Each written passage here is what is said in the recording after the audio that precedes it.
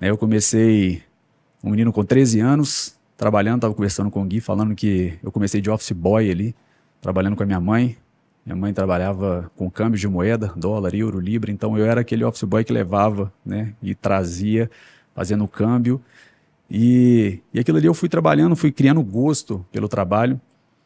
E quando chegou para 17 anos, mais ou menos, meu sonho era fazer algo dentro da área médica, dentro de seringas, agulhas. Cara, eu tinha muito aquilo dentro de mim. E aí foi que surgiu o vestibular de biomedicina. Eu estava para fazer qualquer outra coisa, eu falei, cara, eu vou fazer biomedicina. Isso foi que ano, cara? 2006 eu formei no colégio, 2007 eu entrei para biomedicina. 2007, então. 2007. Começou a estudar, né? Comecei a estudar. Uhum. E aí você me perguntava, Gabriel, o que você quer ser? Cara, eu quero ser dono de um laboratório de análises clínicas. Já tinha isso claramente. Claro, quero ser dono de um laboratório de análises clínicas. E comecei a fazer, e fui fazendo, período. Quando chegou ali no segundo período, eu lembro que um amigo meu falou assim, o que você acha da gente entrar pro exército brasileiro? Falei, isso é louco, cara. O que nós vamos fazer no exército? Sai da medicina e pro exército. Não tem jeito. Aí ele falou assim, pensa, nós vamos vir para a faculdade fardados. Pensa o tanto de mulher que vai olhar pra gente. Falei, cara, peraí. Eu gosto de treinar, eu gosto de fazer uma atividade física, o exército vai me propor isso, né? E, além disso, eu vou vir fardado e realmente... As meninas vão olhar. As meninas vão olhar e tá tudo certo. Então, entrei pro CPOR, né, e ali foi uma prova de, né, várias etapas, e a gente entrou para dentro do exército, isso dentro da biomedicina, né, e eu fazendo, cursando, eu fazia o CPOR na parte da manhã, até 1h da tarde, almoçava no caminho e subia para a faculdade da FUMEC, que era ali em Nova Lima. Que loucura, bicho. E aí comecei, né, eu comecei fardado, chegava fardado do jeito que eu imaginava, né, as menininhas olhando, tudo acontecendo, feliz, até que um dia eu peguei o elevador para chegar lá no andar que era a aula, e aí tô vendo um cara me olhando diferente. De repente ele fala assim, o aluno, qual a ideia? E a gente sabe que esse linguajar é militar. E você tava fardado? Tava fardado, sem a boina, sem a cobertura, num lugar que não era para estar fardado. Faculdade. Só para mostrar mesmo. Mostrar. No exército a gente chama isso de embuste. Todo mundo tem essa fase, né, bicho? Cara, todo mundo tem essa fase. E no exército isso chama de embuste. Você quer pagar o embuste que você é militar. Eu era aluno de CPOR, ou seja, lá embaixo. Na hora que eu entro nesse elevador, era um capitão, eu não sabia, ele estava paisando, como eu deveria estar. E aí ele falou assim, aluno, qual que é a ideia? Quando ele falou isso, eu falei, putz.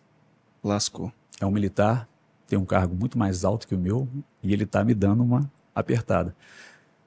Eu falei, falei, sim senhor, colei, né? No exército chama colar as placas. Eu falei, sim senhor. Aí, tira essa farda agora e vai estudar. Cara. E eu falei, acabou, nunca mais vou pôr minha farda, cara. Não preciso ir pra faculdade, o que eu tô fazendo nesse exército? E ele foi criando gosto, né? E eu fiquei ali entre as primeiras colocações e saiu algumas vagas para se tornar tenente. E aí a vaga era Montes Claros, Juiz de Fora, São João del Rei. Falei, cara, São João del Rei é mais perto de Belo Horizonte. Eu vou ficar onde que é mais perto da minha família. E ali eu escolhi a vaga para virar aspirante a oficial em São João del Rei, fazer o que a gente chama de EIPOT. E ali eu virei tenente de infantaria, comandando um pelotão de infante ali em São João del Rei, que é um batalhão especializado em infantaria de montanha. Só que eu nunca deixei de estudar. Então, quando eu morei em São João del Rei, eu continuei fazendo... Mas você largou a faculdade nessa época? Não larguei, continuei fazendo. Só que lá. E quando eu virei para São João, todas as pessoas que foram para São João del Rei, dos amigos meus, eles cancelaram matrícula, paralisaram a faculdade. Só que eu queria continuar estudando. E aí eu fui, não tinha biomedicina em São João. O que eu fiz? Entrei para matérias dentro de ciências biológicas na Federal, e matérias na enfermagem numa faculdade particular lá. E continuei eliminando matérias. Eu sabia que o exército era algo momentâneo. Eu era temporário e eu sabia que eu queria algo maior do que aquilo. Eu sabia que o exército era um degrau que eu queria subir. Sempre tive essa visão clara de futuro. E eu falei, cara, eu não posso ficar aqui somente vivendo militarismo. Eu quero continuar a estudar porque eu tenho que ser um dono de laboratório de análises clínicas. Você nunca deixava desviar do foco, né? Não desviava do foco. E ali eu fazia isso. Enquanto todo mundo, a gente ia para o batalhão 5 horas da manhã, voltava 5 horas da noite, 5 horas da tarde acabava, eu treinava de 5 às 7 e de 7 às 10h30 faculdade. Então, Cara, sempre 22 acostumei anos, 20 anos. 19, 19, mais novo 20 ainda, cara. até 21. Então eu sempre tive ali um compromisso muito com o horário. O bom é que o Exército me deu muito isso. Hierarquia Disciplina, e né, cara? disciplina. É. A disciplina minha vem muito do militarismo. Isso é fundamental pra quem quer crescer, né, cara? Total. E a hierarquia do Exército, a gente tem duas palavras muito fortes, né? Hierarquia e disciplina. Disciplina eu tenho em todas as áreas da minha vida e por isso as coisas vão dando muito certo. E hierarquia no Exército, eu peguei aquilo ali como realmente patente. Eu tinha que ter uma hierarquia de um capitão, um major, um tenente-coronel. Só que depois eu entendi que a hierarquia é a submissão bíblica. Se a gente entende que hierarquia nada mais é do que você ter a submissão, que na Bíblia é muito, né, muito falada, aquilo ali me fez muito bem. Por quê? Eu sabia honrar meu pai e minha mãe. Onde que eu estava trabalhando, Princípio, eu sabia. né, velho? Princípio. Aí a gente volta sempre em princípios e valores. Então o Exército, de uma forma, né, militar, me colocou o princípio da submissão muito claro. E ali eu comecei, né, continuei a estudar, até que o tempo do militarismo terminou. Por muito tempo, Elisa, eu vivi uma mentira que eu falei assim, não, eu abri mão do Exército. Na verdade, chegaram oficiais no batalhão 11 BI de montanha e eles fizeram um erro de cálculo onde os temporários tinham que sair para os oficiais de carreira entrar. E eu tentei por várias vezes ir na 4ª RM, conversar com o coronel, com o general para tentar uma vaga na Amazonas ou não. Queria sair ali para pegar alguma vaga em algum lugar. E nada de porta abrir. Hoje eu entendo que é a zona de expulsão que o Thiago Brunet tanto fala. Né? O Thiago Brunet fala muito dessa zona de expulsão. Quando não, cara, você não tem saída, não tem para onde você correr e algo te empurra para fora. Foi o que aconteceu. E eu saí ali do Exército, cara, chateado, triste. Eu lembro que eu chorava e eu conversava com Deus. A minha conexão com Deus era de conversar. Então eu vim dirigindo de São João del Rei para Belo Horizonte, chorando. Falei, Deus, por quê? Por que que o Senhor está me tirando dessa porta que eu tanto queria ficar? Hoje eu entendo, que ele queria me colocar em lugares muito mais altos. Mas naquele momento, para mim, era porta se fechando. E era essa zona de expulsão. Que doido, cara. Então eu fiquei em São João del Rei. O Brunet o Brunet é meu mentor, né, cara? Trouxe ele aqui já no podcast e tal. Foi legal demais. Ele fala uma parada, cara, e eu posso fazer um link com isso daí, que é o seguinte, ele fala que existem pessoas na vida da gente que é como se fosse andaime de obra. E a gente pode fazer a mesma coisa com o que você está falando. Sim. Existem oportunidades na vida da gente que são como andaime de obras também. O andaime, você precisa dele durante um tempão, cara, na obra, né? Você precisa dele para pendurar as coisas, para fazer isso, para levantar a parede, para colocar acabamento, Só que chega uma hora, cara, que para essa obra terminar, esse andaime tem que sair fora, cara. Faz muito sentido, né, cara? Tipo, existem pessoas na vida da gente, assim, talvez um sócio, né?